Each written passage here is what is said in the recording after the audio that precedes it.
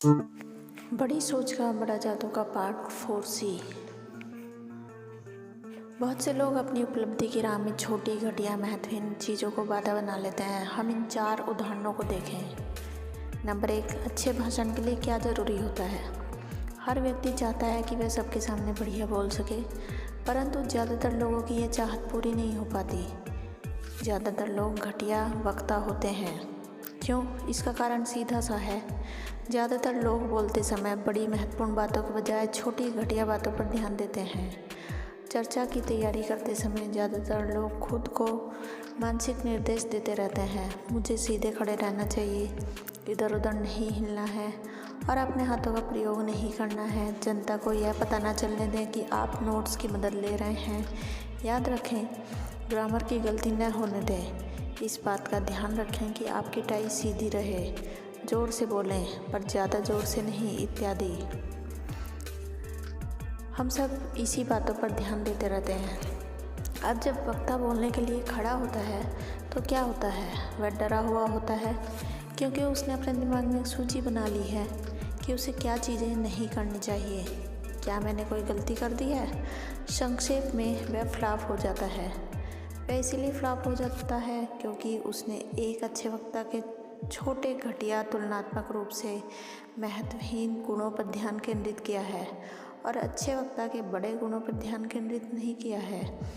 जिस बारे में आप बोलने जा रहे हैं उसका ज्ञान और दूसरे लोगों को बताने की उत्कृष्ट इच्छा, यही है सबसे महत्वपूर्ण। अच्छे वक्ता का असली इम्तिहान इस बात से नहीं होता कि वह सीधा खड़ा होता है या नहीं, वह ग्रामर में गलतियां करता है या नहीं, बल्कि इस बात में होता है कि वह जनता तक अपनी बात अच्छी तरह से पहुंचा पाता है कि नहीं। हमारे ज़्यादातर चोटी के वक्ताओं में कई सारे दोष होते हैं। कईयों की तो आवाज़ ही खराब है। अमेरिका के बहुत से प्रसिद्ध वक्ताओं को अगर भाषण देने की परीक्षा में बिठाया जाए कि क्या करना चाहिए और क्या नहीं करना चाहिए, तो इनमें से कई तो फेल हो जाएंगे। परंतु इन सभी सफल सार्वजनिक वक्ताओं में एक बात पाई जाती है, उनके पास कहने को कुछ होता है और उनमें दूसरों लोगों को अपनी बात बताने की प्रबल इच्छा होती है।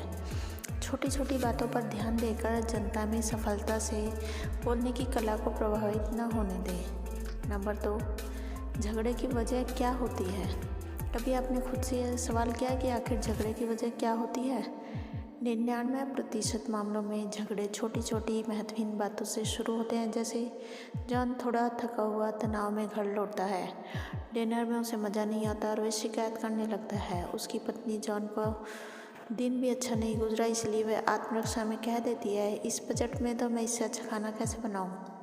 या अगर हमारे पास बाकी सबकी तरह नया गैस स्टोव हो तो मैं इससे बेहतर खाना पका सकती हूँ। इसे जानकर गर्व आहत हो जाता है और वह बदले में जॉन पर हमला कर देता है। देखो जॉन, सवाल पैसे की कमी का नहीं है, सवाल इस बात का है कि तुम्हें घर चलाना आता ही नहीं है।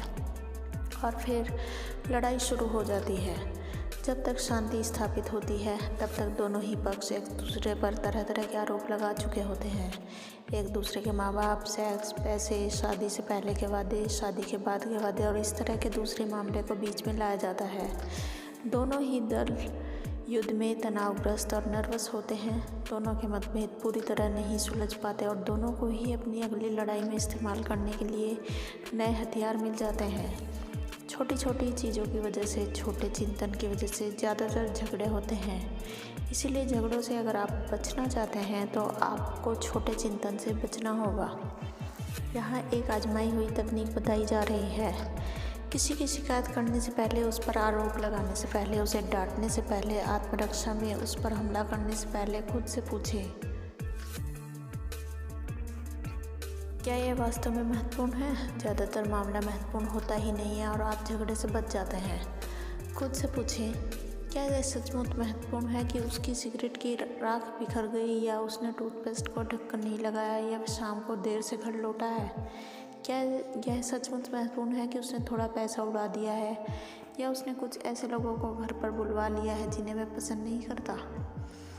जब आप नकारात्मक क्रिया करने वाले हो तो खुद से पूछें, क्या यह सचमुच महत्वपूर्ण है?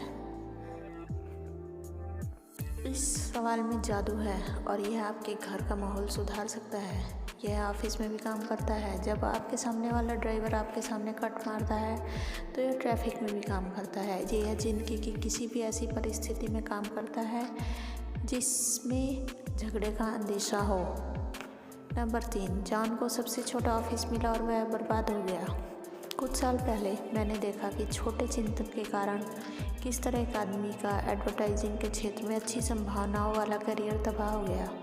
विज्ञापन कंपनी में समान पदों पर कार्यरत 4 युवा एग्जीक्यूटिव्स को नए ऑफिस दिए गए। 3 ऑफिस तो आकार प्रकार एवं साज सज्जा में एक से थे, परंतु चौथा ऑफिस थोड़ा छोटा था। जीएम को चौथा ऑफिस दिया गया। इससे उसका गर्व आहत हुआ। तत्काल उसे महसूस हुआ कि उसके साथ भेदभाव किया गया है। नकारात्मक चिंतन, गुस्सा, कड़वाहट, ईर्ष्या ने उसके दिमाग पर कब्जा कर लिया। जेएम को लगने लगा कि लोग उसे कम योग्य समझते हैं। परिणाम यह हुआ कि जेएम अपने साथी एग्जीक्यूटिव के प्रति शत्रुता रखने लगा।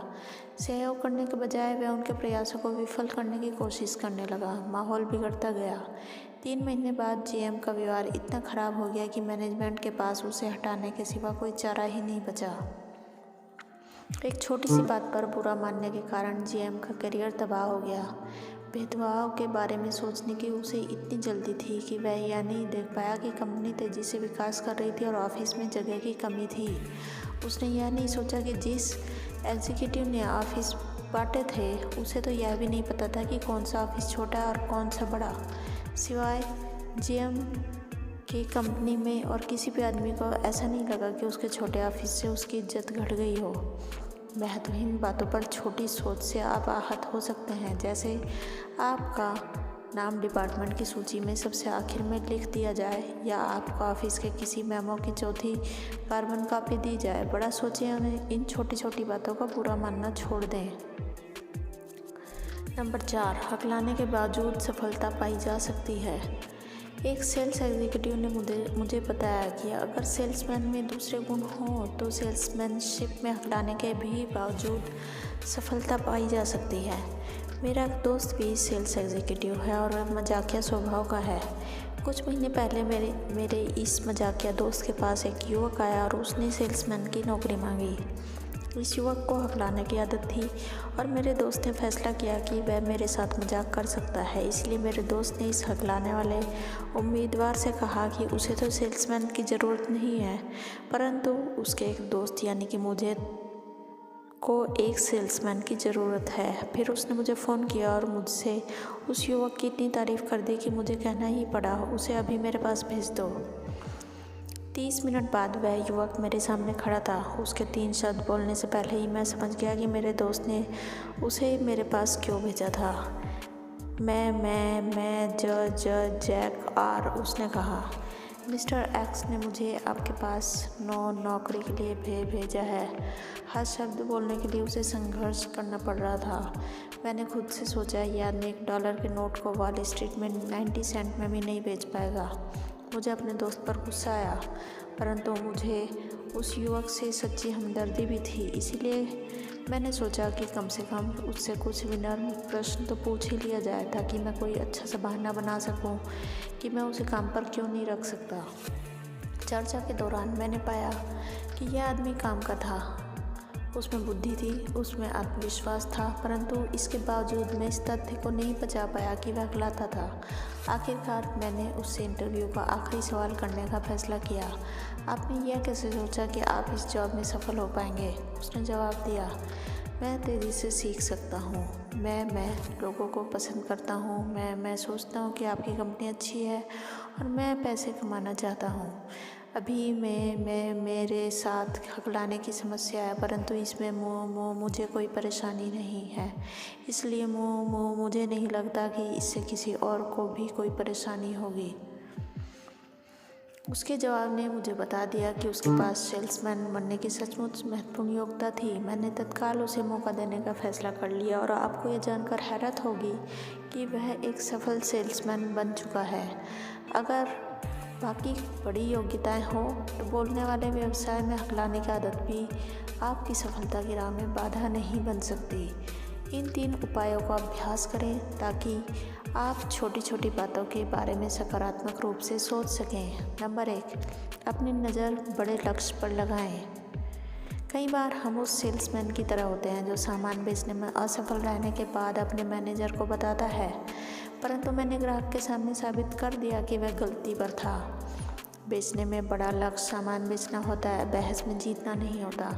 शादी में बड़ा लक्ष्य शांति, सुखी, खुशी होता है, बहस में जीतना नहीं होता या कहना नहीं होता मैं तुम्हें यह बात पहले ही बता सकता था। कर्मचारियों के साथ काम करते करते बड़ा लक्ष्य उनकी पूरी क्षमता का उपयोग करना होता है। छोटी छोटी गलतियों पर उन्हें नीचा दिखाना नहीं होता। पड़ोसियों के साथ बड़ा लक्ष्य आपसी सम्मान और दोस्ती होता है। यह देखना नहीं होता कि उनका कुत्ता कभी कभार रात में भौंकता है, इसीलिए इस कुत्ते को जंगल में छोड़ देना चाहिए। मिलिट्री की भाषा में कहा जाए तो संग्राम में हारकर युद्ध जीतना बेहतर होता है। संग्राम को जीतकर युद्ध हारना अच्छा नहीं होता। अपनी नज़र को बड़े लक्ष्य पर जमाए रखें। नंबर 2, खुद से पूछें, क्या यह है सचमुच महत्वपूर्ण है? नकारात्मक रूप से उत्तेजित होने के बजाय अपने आप से पूछें, क्या यह मामला इतना महत्वपूर्ण है कि मैं इस बारे में इतनी चिंता करूं? अगर आप खुद से ये सवाल पूछेंगे तो आप छोटे छोटे सवालों पर कुंठित होने से बच सकते हैं। अगर हम झगड़े की परिस्थिति में खुद से पूछें, क्या यह सचमुच महत्वपूर्ण है, तो हम कम से कम 90% झगड़ों से बच सकते हैं। नंबर 3, छोटेपन के जाल में ना फंसें। भाषण देते समय समस्याएं पैदा करने के बजाय समस्याएं सुलझाएं। कर्मचारियों को सलाह देते समय उन्हीं बातों पर ध्यान केंद्रित करें जो महत्वपूर्ण हैं, जिनसे फ़र्क पड़ता है। सतही मुद्दों में उलझ कर न रह जाएं, महत्वपूर्ण चीज़ों पर ध्यान केंद्रित करें। अपनी सोच का आकार नापने के लिए यह टेस्ट दें। नीचे बाएं कॉलम में कुछ आम स्थितियां दी गई हैं, बीच वाले और दाएं कॉलम में यह तुलना की गई है कि इस स्थिति का सामना छोटे चिंतक और बड़े चिंतक किस तरह करते हैं। खुद ही देख लें, फिर फैसला करें कि जहां मैं जाना चाहता हूं वहां मैं किस रास्ते पर चलकर पहुंच सकता हूं, छोटे चिंतक से या बड़े चिंतन से। एक ही परिस्थिति का सामना 2 तरीकों से किया जा सकता है, फैसला आपके हाथ में है। परिस्थिति, खर्च का अकाउंट। नंबर 1, छोटे चिंतक की शैली। खर्च में कटौती करके आमदनी बढ़ाने के तरीके खोजता है। छोटे चिंतक ये सोचते हैं। बड़े चिंतक क्या सोचते हैं? ज़्यादा माल बेचकर आमदनी बढ़ाने के तरीके खोजता है। चर्चा। नंबर 2, परिस्थिति। छोटे चिंतक सोचते हैं अपने दोस्तों, अर्थव्यवस्था, अपनी कंपनी, प्रतियोगी कंपनियों के नकारात्मक पहलुओं के बारे में बात करने से ये सुलझता है। बड़े चिंतक क्या सोचते हैं? अपने दोस्तों, कंपनियों, प्रतियोगी कंपनियों के सकारात्मक पहलुओं के बारे में बात करके ये चर्चा सकारात्मक तथ्य पर पहुंचती है। प्रगति, छटनी करके या यथा स्थिति बनाए रखने में विश्वास करता है छोटा चिंतन। बड़ा चिंतन विस्तार में विश्वास करता है। भविष्य के बारे में छोटा चिंतक भविष्य में ज़्यादा संभावना नहीं देखता। बड़ा चिंतक भविष्य में बहुत उज्जवल भविष्य देखता है। काम में छोटा चिंतक काम से बचने के तरीके खोजता है। बड़ा चिंतक ज़्यादा काम और काम करने के ज़्यादा असरदार तरीके खोजता है, विशेष तौर पर दूसरों की मदद करने के। प्रतियोगिता, छोटा चिंतक औसत लोगों के साथ प्रतियोगिता करता है। बड़ा चिंतक सर्वश्रेष्ठ लोगों के साथ प्रतियोगिता करता है। बजट, छोटा चिंतक आवश्यक मदों में कटौती करके पैसे बचाने के तरीके समस्याएं खोजता है। बड़ा चिंतक आमदनी बढ़ाने के तरीके खोजता है और आवश्यक मुद्दों में ज़्यादा खर्च करता है। लक्ष्य, छोटा चिंतक छोटे लक्ष्य बनाता है। बड़ा चिंतक बड़े लक्ष्य बनाता है। लक्ष्य की दृष्टि, छोटा चिंतक केवल थोड़े समय के लिए लक्ष्य बनाता है। बड़ा चिंतक लंबे समय के लिए लक्ष्य बनाता है। सुरक्षा, छोटा चिंतक सुरक्षा की समस्याओं में उलझा रहता है। बड़ा चिंतक यह मानता है कि सफलता मिलेगी तो सुरक्षा अपने आप मिल जाएगी। साथ ही छोटे चिंतकों से घिरा रहता है। छोटा चिंतक बड़े चिंतक बड़े प्रगतिशील विचारों वाले लोगों से घिरा रहता है। गलतियाँ छोटे चिंतक छोटी गलतियों को बढ़ा चढ़ाकर दिखाता है। बड़ा चिंतक महत्वहीन बातों छोटी छोटी गलतियों को राई का पहाड़ नहीं बनने देता है, नज़रअंदाज कर देता है। याद रखें, बड़ी सोच से हर तरह से फ़ायदा होता है। नंबर 1, अपने आप को सस्ते में ना बेचें। खुद के कम मूल्यांकन का अपराध कभी ना करें। अपने गुणों, अपनी योग्यताओं पर ध्यान केंद्रित करें। यह जान लें, आप जितना समझते हैं आप उससे कहीं बेहतर हैं। नंबर 2, बड़े चिंतक की शब्दावली का प्रयोग करें। बड़े चमकीले आशावादी शब्दों का प्रयोग करें। ऐसे शब्दों का प्रयोग करें जिनसे विजय, आशा, सुख, आनंद के भाव निकलते हों। ऐसे शब्दों का प्रयोग ना करें जिनसे असफलता, हार, दुख के निराशाजनक चित्र बनते हों। नंबर 3, अपनी दृष्टि को विस्तार दें। सिर्फ यह न देखें कि क्या है, बल्कि यह भी देखें कि क्या हो सकता है। चीज़ों, लोगों और खुद का मूल्य बढ़ाने का अभ्यास करें। नंबर 4, अपनी नौकरी के बारे में बड़ा दृष्टिकोण रखें। सोचें, सचमुच सोचें कि आपकी वर्तमान नौकरी महत्वपूर्ण है। आप अपनी वर्तमान नौकरी के बारे में क्या सोचते हैं, इस बात पर आपका अगला प्रमोशन निर्भर करता है। नंबर 5, छोटी छोटी बातों से ऊपर उठें। अपने ध्यान को बड़े लक्ष्यों पर लगाएं। छोटे मामलों में उलझने के बजाय खुद से पूछें, क्या यह सचमुच महत्वपूर्ण है। बड़ा सोचकर बड़े बन जाएं। तो चैप्टर 4 यहीं पर ख़त्म होता है। इससे नेक्स्ट चैप्टर के लिए इससे अगला वीडियो देखें। हमारे सभी व्यूअर्स और सब्सक्राइबर्स का बहुत बहुत धन्यवाद। हमारे चैनल को सब्सक्राइब करें इसी तरह के यूज़फुल वीडियोस के लिए। धन्यवाद।